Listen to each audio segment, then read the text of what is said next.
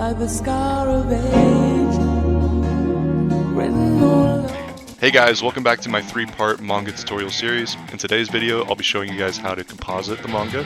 In the last one we did animation, and in the prior video to that we did cutting and redrawing in Photoshop. Now I want to firstly thank everybody for all the love on the animation video. I didn't expect it to do that well, and I really appreciate you guys, seriously. Okay, so first things first, you may have noticed I already have the composite done here. I'm not going to be doing it as I go today. I'm just going to be explaining things. I'm sure it will still be very useful. It's just going to be a little bit different than my last two videos where I do it as I go. The very first thing I did is I grabbed a moving clouds overlay off of Pinterest, right? So you can see the clouds are moving here. And then I also grabbed a trees and plains background off of Pinterest as well. If you couldn't tell, in this trees and plains background, I masked out the trees from the sky, right? So I can have the moving clouds behind that. There's my background. Very simple stuff. On top of that, I have a bokeh blur, which is a plugin you can get for free on Saturn's Discord. Normally, the settings I like to do for here is 10.5 on the blur radius and then 30 for the exposure, but then I mess with the blur radius afterwards. I think 7 looks the best here. Again, low quality because I'm in quarter right now. I highly suggest you put your project in quarter as well, quarter resolution, because compositing will crash your PC. It doesn't matter how good it is. I have a great PC. If I run this in full, it will probably crash.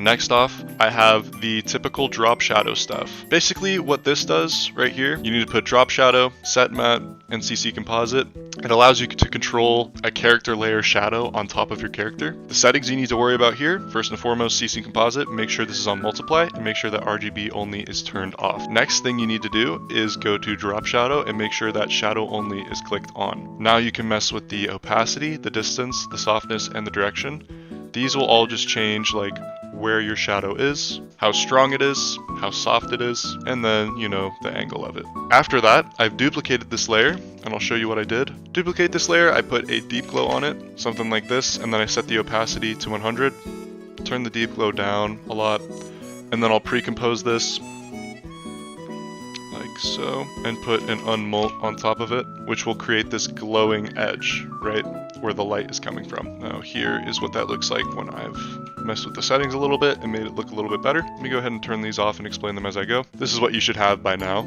Doesn't look that great, right? Next thing, I've got a wind overlay. What this is just like some very soft particles that make it look like it is windy.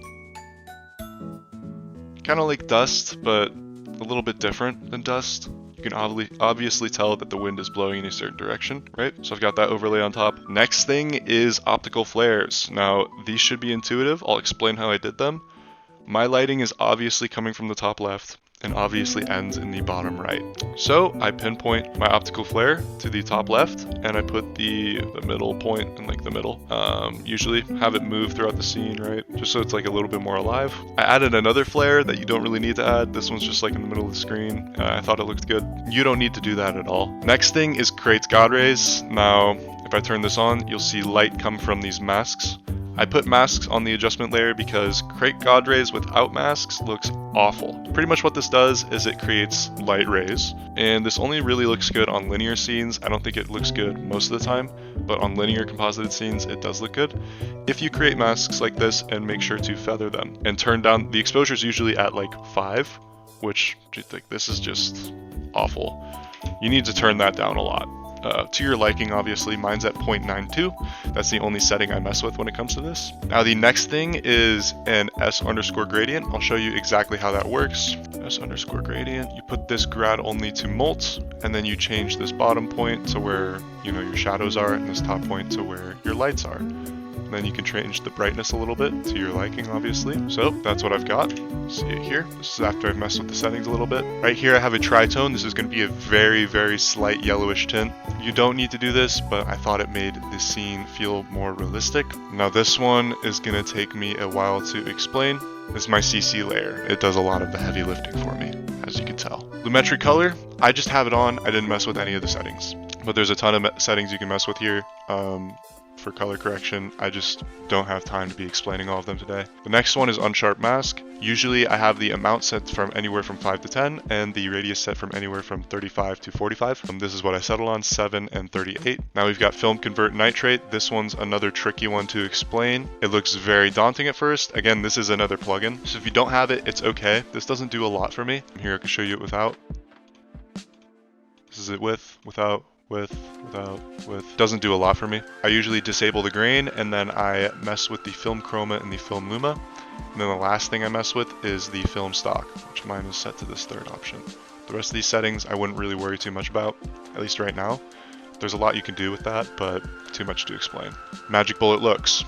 This is another really important one. I've got 2 layers, obviously, they're both different. Two of the things are the same on them, but I'll show you kind of like the basic things I put on Magic Bullet looks. This is also very, what's it called? RAM and CPU intensive. So if you put Magic Bullet looks on and it crashes your project file, just let me know that I warned you. Contrast, I have this on, but I didn't exactly use it at all. You know what contrast does. I don't want to make this any different than how it is right now. I think it looks good as it is, so I'm not going to mess with this, but it's always nice to have there. Mojo, now this one is an important one to explain. It pretty much creates like a bluish tint. It's kind of like a flat CC layer on top of your project. It does a lot, honestly, and it's really good to have. Optical diffusion. This creates glows where the white areas are. That's pretty much the best way I can explain it. I have this set to pretty low for the strength, and the density at 25. Edge softness, pretty self-explanatory. Edge softness makes the edges softer. You can mess with the radius, the strength, all that stuff. And then a vignette. Now that one shouldn't need an introduction. You know what vignette is. Obviously it makes the corners of the screen darker. So yeah, next layer, spot fill.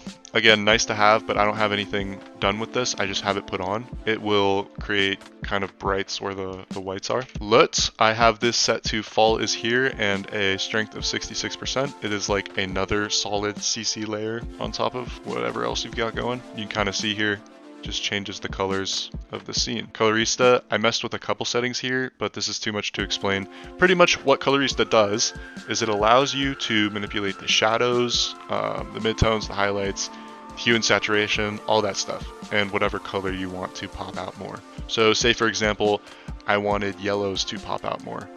I would drag this up here, and you can see that it's doing that right now. That's pretty much a very, very, very bland explanation on how to use that. Curves shouldn't need an introduction, but if you don't know what curves do, it pretty much regulates your light levels and your shadows. I highly recommend using this. It is very important. Another Mojo layer, again, you know what Mojo does. We're gonna skip over that. And another optical diffusion layer. You can see my settings here for both really quickly.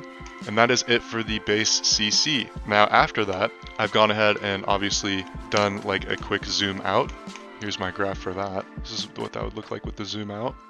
I wanted it to kind of have like a hotspots reveal. I've just got a 3D camera for that. All of these layers are 3D with motion blur, obviously. Now on the outside of the comp, we've got our panning. What panning is basically like a constant movement throughout your scene. You can see here that what panning does for me. I really like the way it looks with this composite, so I'm going to keep it.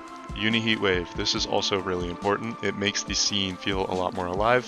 What uni heat wave does is pretty much create a heat wave, you know, like what you would see in real life. It's super useful for compositing, especially when you've got fire involved. Very useful.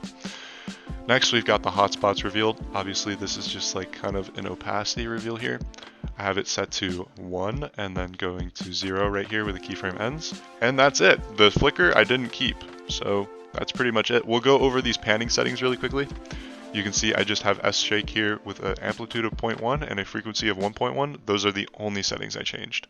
So very simple, motion tile on top. You don't need the motion tile, but I put it there just for safekeeping. That's gonna be it for the compositing tutorial. I'm sorry I kind of speed ran through that. I've got a lot of stuff to do today and I really want to get this video out, so yeah, that's going to be it. Again, I really want to say big thanks to everybody who showed me so much support on my last couple tutorials. I really appreciate you guys. If you learned anything, if you feel like these were helpful in the slightest bit, please leave a comment, please subscribe, please like the video. It really helps me out a ton, more than you could ever imagine. And that's going to be it for me today, guys. I'll catch you in the next tutorial. Peace out.